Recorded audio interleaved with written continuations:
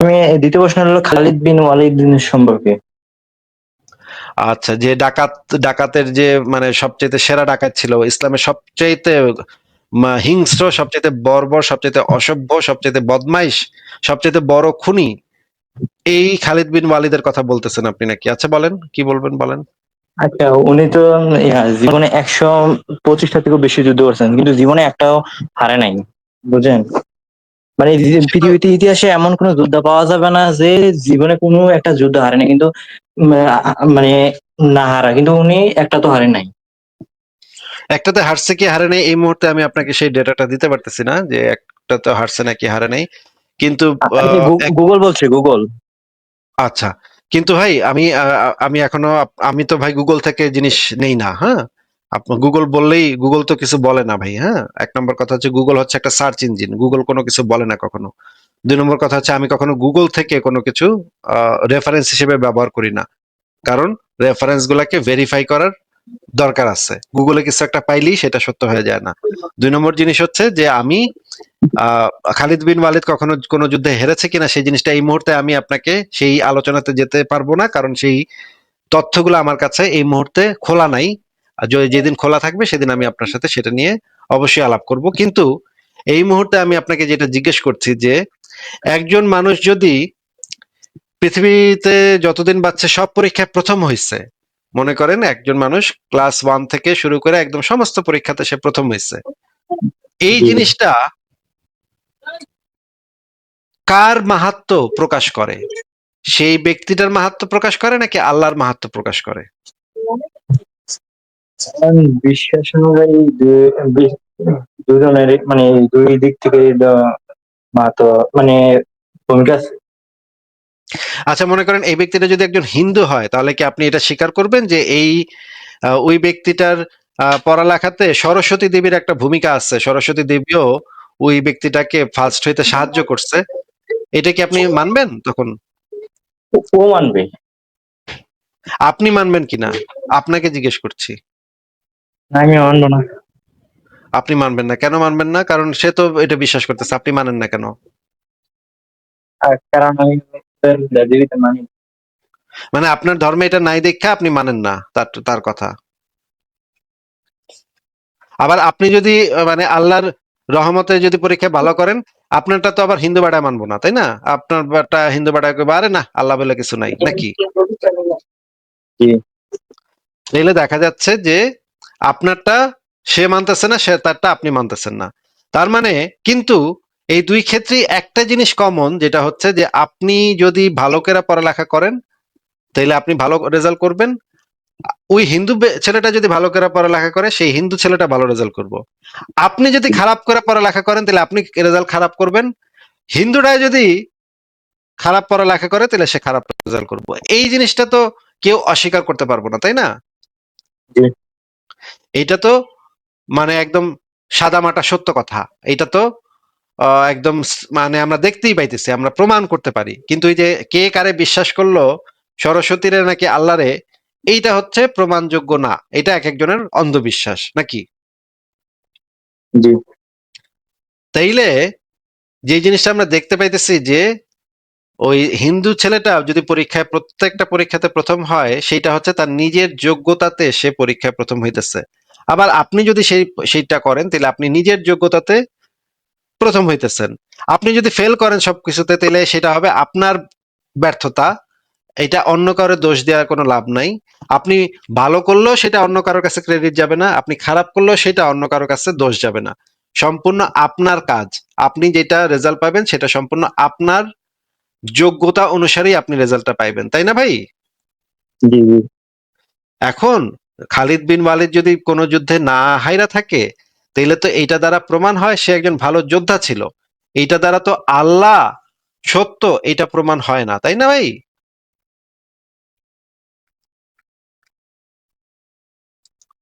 কি বলেন আব্দুল মজিদ ভাই?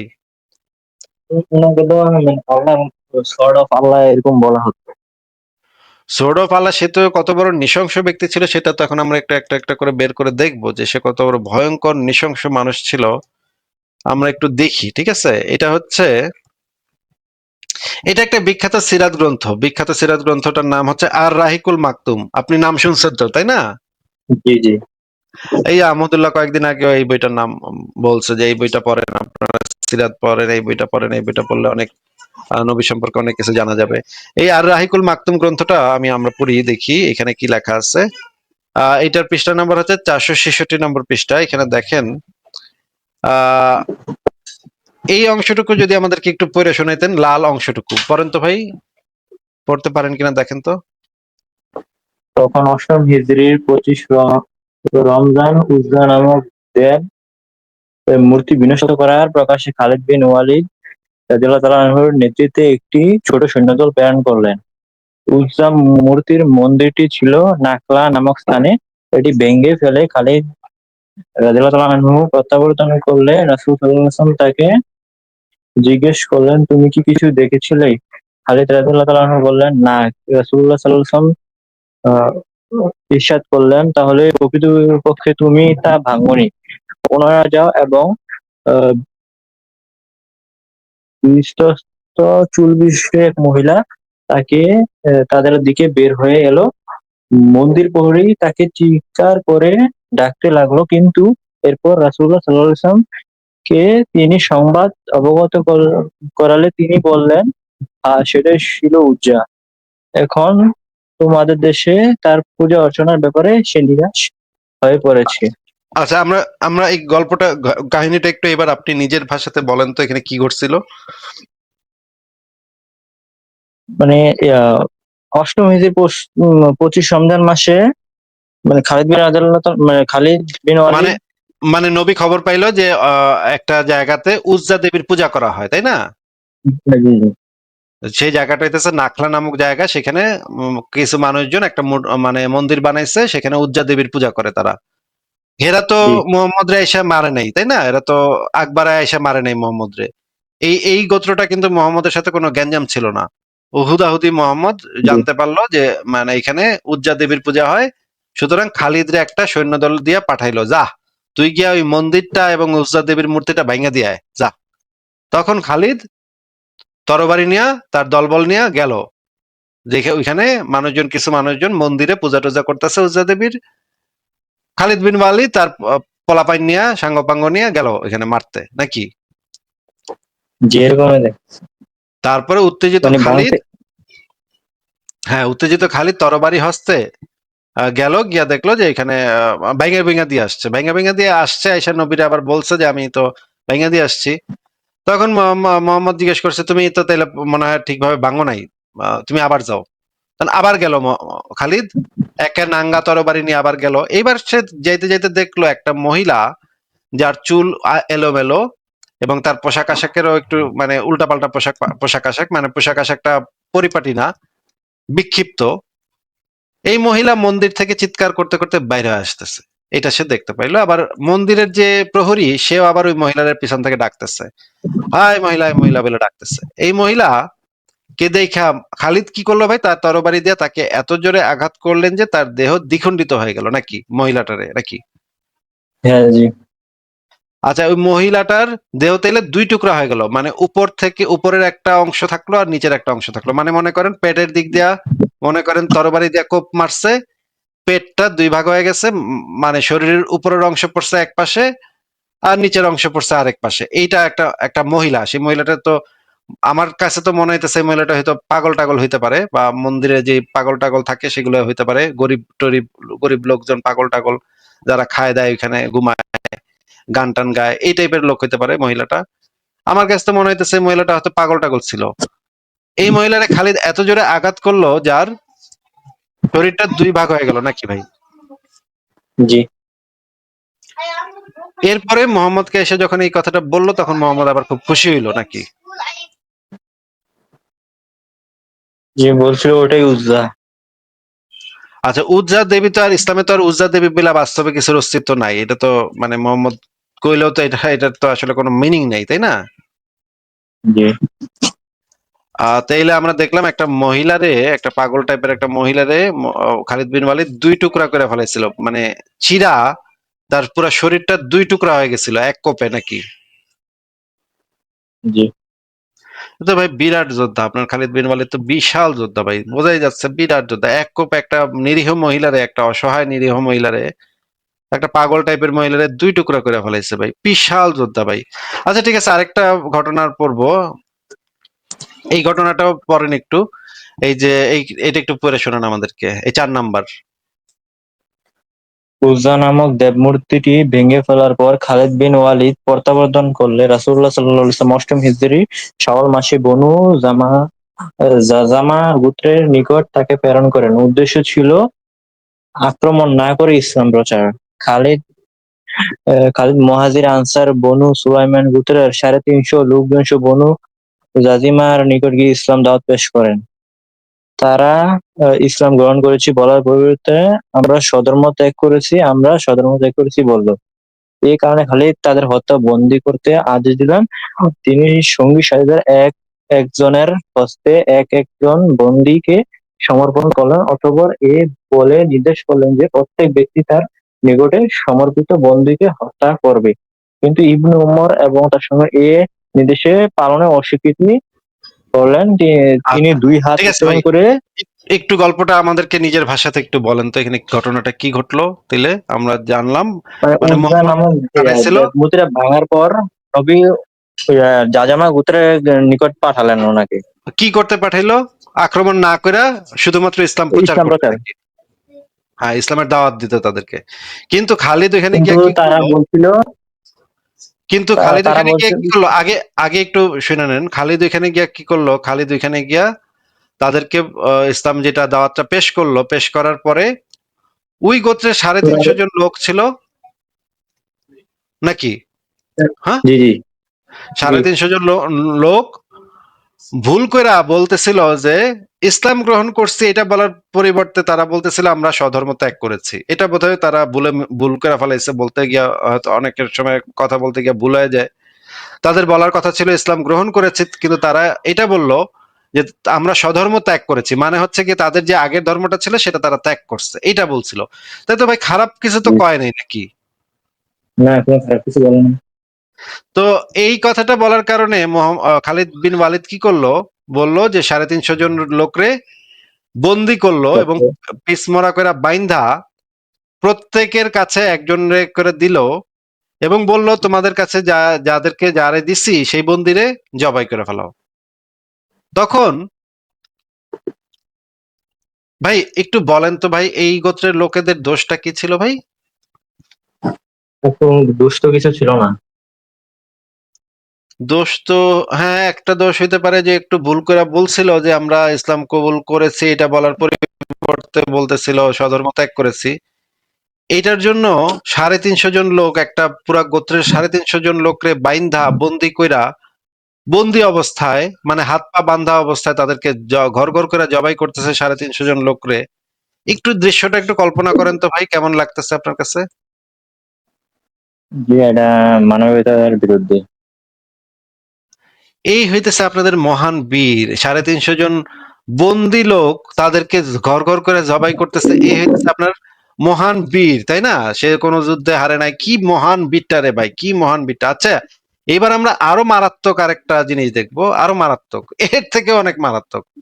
এটা আছে আল বিদায়া বা নিহায়া গ্রন্থের খণ্ড নাম্বার হইতেছে আহ খণ্ড নাম্বার হইতেছে ৬, পৃষ্ঠা নাম্বার হইতেছে ৪৮৩। আমরা এখান থেকে একটু পড়বো ভাই, একটু পড়ে শোনান তো এখানে কি লেখা। খালিদ গনিমত হিসেবে নারী বন্দীদের মধ্য থেকে মালিক ইবনে নুওয়ারার স্ত্রীকে বেছে নেন। তার নাম ছিল উম্মু তামিম মিনহালের কন্যা। দেখতে অত্যন্ত সুন্দরী। ঋতু থেকে পাক হওয়ার পর খালিদ তার সাথে মিলিত হন। কেউ কেউ বলেন যে খালিদ মালিক ইবনে নুওয়ারাকে ডেকে এনে সাজাহর মতাবলম্বন ও যাকাত দানে বিরত থাকার কারণ জিজ্ঞেস করেন। তিনি বললেন, তোমার কি জানা নেই যে যাকাত বিধানের সালাতের বিধানের সাথে মিলে একত্রে দেওয়া হয়েছে? মালিক বলল, তোমাদের সাথী। নবী তো এরকমই মনে করেন। খালিদ বললেন, তিনি আমাদের সাথী। তোমার সাথী নবী নন কি? এ জিজার, এর গর্দান উড়িয়ে দাও। তারপর মালিকের গর্দান উড়িয়ে দেওয়া হয় খালিদের আচ্ছা নির্দিষ্ট আচ্ছা, দর্শন। ঘটনাটা আমরা একটু ভালো করে বুঝি ভাই। মানে ঘটনা হইলো একজন এই ব্যক্তিও কিন্তু একজন মুসলমান ছিল, এই যে মালিক ইবনে নওয়াইয়া, আর যার কথা বলা হচ্ছে সেই ব্যক্তি একজন মুসলমান, কিন্তু সে নামাজ পড়তো ঠিকই, কিন্তু জাকাত দিতে অস্বীকার করছিল, বলছিল জাকাত দেওয়ার লাগবো না। তার মত ছিল জাকাত দেওয়ার লাগে না, জাকাত না দিয়ে মুসলমান থাকুন যায়। সে তো মুসলমান ছিল নাকি ভাই, কি বলেন? জি। নামাজ তো পড়তো নাকি? জি বলতো। তার অপরাধটা ছিল সে জাকাত দিতে বিরত থাকছে, অস্বীকার। জাকাত দেয়নি, জাকাত দিতে অস্বীকার করছে। এই জন্য খালিদ বিন ওয়ালিদ গিয়া তার যে বউ আছে, জি। তার বউরে গনিমতের মাল বানাইয়া তার সাথে লাগালাগি করছে নাকি। এটাই তো দেখা যাচ্ছে। আর ওই ব্যাটারে কি করছে, ওই ব্যাটারে জিজ্ঞেস করছে তুমি জাকাত দাও নাই কেন। ওই ব্যাটা কইতেছে যে তোমাদের সাথী তো এরকমই বলছিল আমারে। তখন খালিদ চিন্তা গেছে যে আমাদের সাথী মানে তোমার সাথী না, কি কস বেটা, তোর সাথী না, সে নবী কি তোর সাথী না, ওই জিরার আর ওর কল্লাটা উড়াই দে। তারপরে ওই লোকটার গর্দানটা উড়াই দিল নাকি। জি। আচ্ছা ঠিক আছে, এরপরে কি করলো দেখি আমরা। এরপরে খালিদের নির্দেশে তার শির ছিন্ন করা হলো। আচ্ছা, এরপরের অংশটুকু একটু পড়েন তো, কি লেখা একটু শুনি আপনার মুখে। তারপর দুটি পাথর ও মালিকের মস্তক এই তিনটির উপর ডেকচি বসিয়ে খাবার রান্না করা হয়। ওয়াও ওয়াও, আবার একটু পড়েন তো, বুঝি নাই কথাটা, কি কইলেন ভাই? তারপর দুটি পাথর ও মালিকের মস্তক এই তিনটির উপর ডেকচি বসিয়ে খাবার রান্না করা হয়। আচ্ছা পড়েন পড়েন, এরপরে কি লেখা, আমি তো ভাই মাথা এই ঘুরাইতেছে ভাই খাবার আমার। দিয়ে খালিদ ওই রাত্রে আহার সারেন। হ্যাঁ হ্যাঁ, পড়েন পড়েন, আরো পড়েন শুনি। এই ব্যবস্থার উদ্দেশ্য ছিল আরবের মুরতাদ ও অন্যলোকদের ভীত শঙ্কিত করা। কথিত আছে যে মালিকের মাথার চুলও রান্নার আগুনে দেওয়া হয় এবং চুল এত বেশি ছিল যে গোশত পাকান শেষ হওয়ার পরও চুল অবশিষ্ট ছিল। আবু কাতাদা ওয়াও খালিদের এই কাজে ওয়াও ভাই, ওয়াও, এই ব্যাটার বউরে মানে গনিমতের মাল হিসেবে রেপ করলো। এই ব্যাটা জাকাত দেয় না, শুধুমাত্র জাকাত দেয় না এই কারণে তারে কল্লা উড়াইলো। এই ব্যাটার মাথাটা রাইখা, মাথার উপরে আরো পাশে আরো দুইটা পাথর রাইখা এটার উপরে ডেকচি বসায় মাংস রান্না করছে নাকি। জি। ওয়াও ভাই, আপনার তো মহান বীর তো ভাই, খালিদ বিন ওয়ালিদ তো বিরাট বাঘের বাচ্চা, বাপের বেটা, আল্লাহর তরবারি ভাই। এটা কি মানুষ ভাই, এটা তো একটা অমানুষ। এগুলো কি ভাই, এগুলো কি, একটু মানে বুকে হাত রেখা কম তো ভাই, এগুলো কি?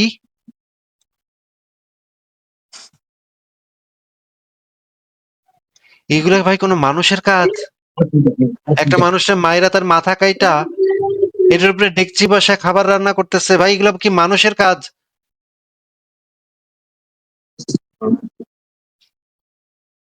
কত বড় অমানুষ হইলে এই কাজ মানুষ করতে পারে? তার বউরেও রেপ করছে, তার বউরেও গনিমতের মাল বানায় নিয়ে গেছে। এই কি, এই বেটা এই বেটা কিন্তু কাফের ছিল না, এই বেটা মুসলমান ছিল, নামাজ পড়তো, খালি জাকাত দেয় নাই দেখা। মুসলিম ব্যক্তিও কিভাবে গনিমতের মান হিসেবে নিল? মুসলিম ব্যক্তি নিশ্চিত, সে তাকে কাফের কাফের বলছে, সে মুরতাদ কাফের হয়ে গেছে এই যে জাকাত দিতে অস্বীকার করছে দেখা।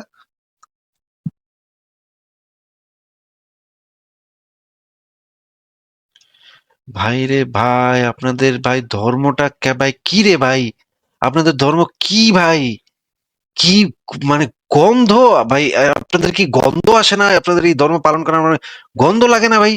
ছি ছি ছি ছি ছি, হাই রে, আমরা তো এইসব কাহিনী শুনতে পাই না ঠিক, মানে মৌলবীরা বলে না।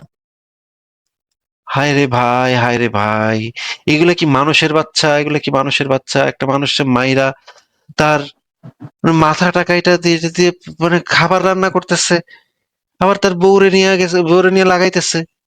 এই কি রে ভাই, সে বেটা মুসলমান, বর্বরতার তো কোনো সীমা নাই ভাই, এটা সাইকো সিনেমা। আমি তো হলিউডে এরকম সাইকো সিনেমা দেখছি ভাই। এই কি একটা অবস্থা, C C C C C. ভাই আপনাদের কি ভাই লজ্জা শরম করে না ভাই? আপনাদের কি সিরিয়াসলি বলেন তো ভাই, লজ্জা লাগে না এই ধর্ম পালন করতে? আপনাদের কি বিন্দু মাত্র লজ্জা শরম নাই? এগুলো আপনারা কি মেন কথা। না যাই না করেন দেখে লজ্জা পান না নাকি? জি জি, আপনারা যাই না, আসলে আপনারা জানেন, জানেন কিন্তু এগুলো লুকায় রাখেন নাকি? না, আমরা বেশিরভাগ মানুষ জানি না। ছি ছি ছি ছি ছি ভাই, মানে এগুলো তো কল্পনাতীত, কল্পনাতীত ব্যাপার। এগুলো কল্পনা করলেও তো মাথা ঘুরায় ভাই। আমার মাথা এখন ঝিমঝিম করতেছে। এ কি রে ভাই, এইটা কিভাবে সম্ভব? এগুলো কিভাবে এইগুলো কি সাইকোপ্যাথ, একদম সাইকোপ্যাথ এই খালিদ বিন ওয়ালিদ ছিল। আপনি সেই ভাই, আপনি সেই সাইকোপ্যাথ খালিদ বিন ওয়ালিদের নাম নিয়ে আসছেন ইসলামকে সত্য প্রমাণ করার জন্য, যে খালিদ বিন ওয়ালিদের নাস্তিকের লাইভে গিয়ে আমি খালিদ বিন ওয়ালিদের উদাহরণ দিব, খালিদ বিন ওয়ালিদ তো জীবনে একটা যুদ্ধেও হারে নাই, তাইলে তো ইসলাম সত্য প্রমাণ হইলো নাকি ভাই? বিরাট ব্যাপার নাকি?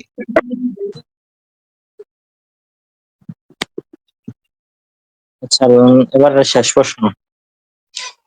ভাই আপনার কি ভাই আর প্রশ্ন তো আপনার নিতে পারবো না, অনেকক্ষণ আপনার সাথে কথা বলছি। আপনি আরেকদিন এসে যুক্ত হয়ে আরেকটা প্রশ্ন করেন। আজকে আপাতত এটুকুই থাক। কিন্তু ভাই আপনি শেষ যেই জিনিসটা আপনাকে দেখাইলাম সেই বিষয়ে আপনার মতামতটা আমি জানতে চাই।